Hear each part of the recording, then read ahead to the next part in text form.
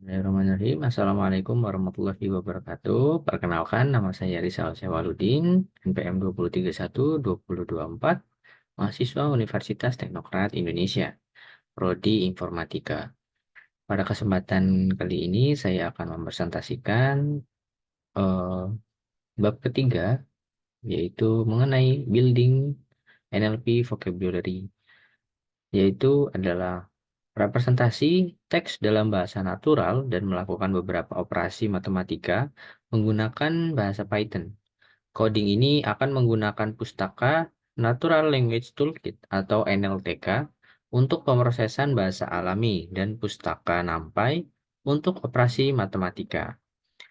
Dalam bab ini, kita akan membahas bagaimana membangun kosakata atau vocabulary untuk memprosesan bahasa alami atau NLP menggunakan pustaka Natural Language Toolkit atau NLTK dalam bahasa Python. Setelah itu, kita akan melibatkan pustaka NumPy untuk melakukan beberapa operasi matematika pada teks yang telah diproses. Yang pertama adalah membangun kosakata dengan NLTK. Langkah pertama adalah mengimpor pustaka NLTK dan mendownload dataset yang diperlukan. Kita dapat menggunakan dataset seperti punct untuk tokenisasi dalam kalimat dan stop word untuk mengidentifikasi kata-kata yang tidak relevan. Yang kedua, lalu melakukan operasi matematika pada teks dengan NumPy. Selanjutnya, kita akan menggunakan pustaka NumPy untuk melakukan beberapa operasi matematika pada teks. Misalnya, kita dapat menghitung panjang vektor representasi kata dengan menggunakan metode back of word.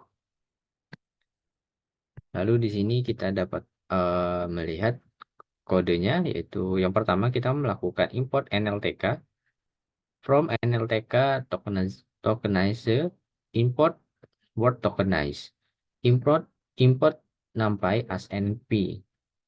Bagian ini adalah mendownload data tambahan untuk NLTK, yaitu dengan kode nltk.download.punct.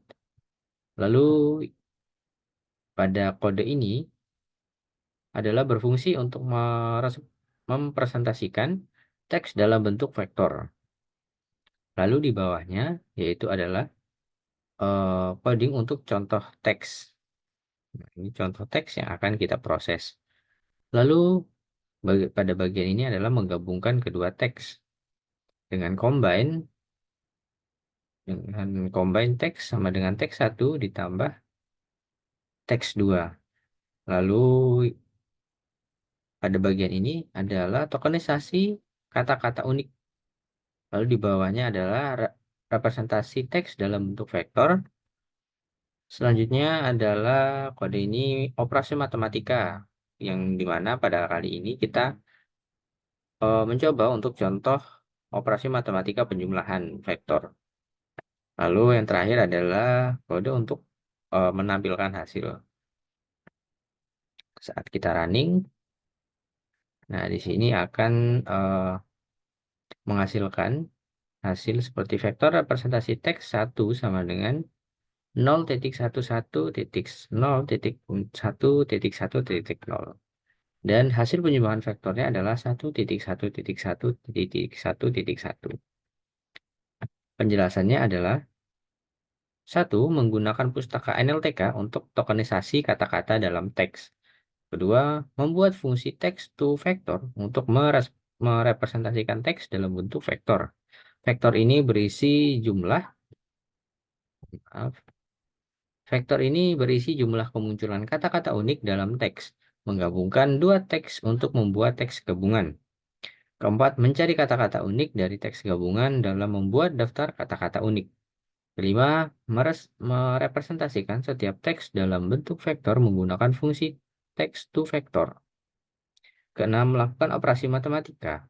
Contohnya adalah penjumlahan vektor untuk menggambarkan bagaimana representasi teks dapat diolah dalam matematis. Ketujuh, menampilkan hasil vektor, representasi, dan hasil operasi matematika. Delapan, harap diingat bahwa ini adalah contoh sederhana dan dalam aplikasi nyata, representasi teks dan operasi matematika yang digunakan dapat lebih kompleks sesuai dengan kebutuhan tugas atau proyek tertentu. Kesimpulannya adalah dalam bab 3 ini, kita telah menjelaskan cara membangun kosakata atau vocabulary untuk pemrosesan bahasa alami.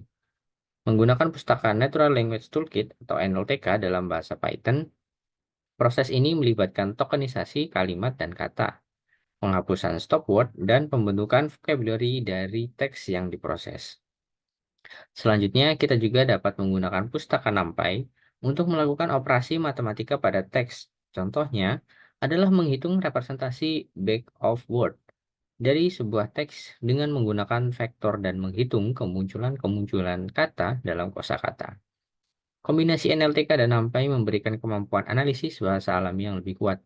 Dengan demikian, pembaca dapat mengintegrasikan dua pustaka ini untuk memahami dan memproses teks secara efisien, menjadikannya dasar yang kuat untuk pengembangan aplikasi dan model NLP. Lebih lanjut, seluruhnya keseluruhan pemahaman dan penerapan konsep ini dapat membantu dalam eksplorasi lebih lanjut dalam bidang pemrosesan bahasa alami dan kecerdasan buatan. Baik, itu saja yang dapat saya sampaikan. Bila ada salah kata atau penyampaian saya yang kurang berkenan, saya mohon maaf. Saya akhiri. Wabillahi taufiq wal hidayah. Wassalamualaikum warahmatullahi wabarakatuh.